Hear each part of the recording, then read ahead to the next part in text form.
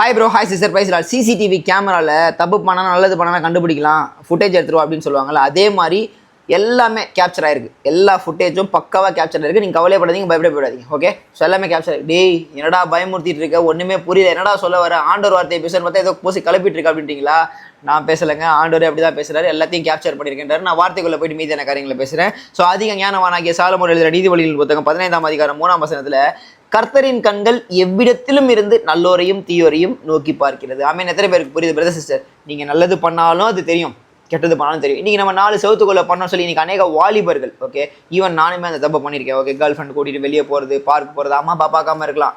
Okay, ஆனால் ஆண்டவர் பார்த்துட்டு இருக்காரு. இன்றைக்கி அநேக பாவங்கள், இச்சையான காரியங்களை பண்ணிட்டு இருக்கோம், விபச்சாரமான காரியங்களை பண்ணிட்டு இருக்கோம். பிரதர் சிஸ்டர், எல்லாத்துக்குமே கணக்கு கொடுக்கணும். So please be aware your self. ஆண்டவர் உங்ககிட்ட தெளிவாக பேசுவார் அப்படின்னு நினைக்கிறேன்.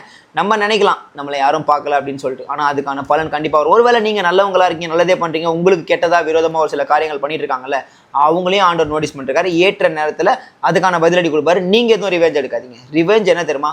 ஒரே ஒன்று ப்ரேயர் பண்ணும். ஆண்டவரே இன்னைக்கு நீங்கள் தப்பு பண்ணியிருக்கீங்க, இந்த கேப்சர் ஆயிடுச்சு அப்படின்னு சொல்லி ஒரு பயத்தை கர்த்தர் உங்களுக்கு இந்த வார்த்தையின் மூலமாக உணர்த்துறாருன்னா ஜெபம் பண்ணுங்க. ஆண்டவரே நான் இவ்வளோ நாள் பாவம் பண்ணேன், இவ்வளோ நாள் அக்கிரமம் பண்ணேன், எனக்கு அதுலேருந்து மீண்டு வர உதவி பண்ணுங்க, என்னை ஹெல்ப் பண்ணுங்க, என்னை மீட்டுக்கோங்க, நான் திரும்பி அந்த காரியத்தை பண்ணக்கூடாது அப்படின்னு சொல்லிட்டு. ஏன்னா அவர் பார்த்துட்டே இருக்கார். ஸோ அதுக்கான தண்டனை நமக்கு வர்றதுக்கு முன்னாடி அவர்கிட்ட மன்னிப்பு கேட்போம், மனம் திரும்பும். கர்த்தர் நம்மளுக்கு வந்து பெரிய காரியங்கள் செய்வாங்க. புரியும் நினைக்கிறேன். பொருளாக திரும்ப ரொம்ப தெளிவாக புரியும். இதெல்லாம் இல்லைங்க வீட்டும் பத்திரிக்கை சோத்திரம். ஆமென். அல்லேலூயா. Love you.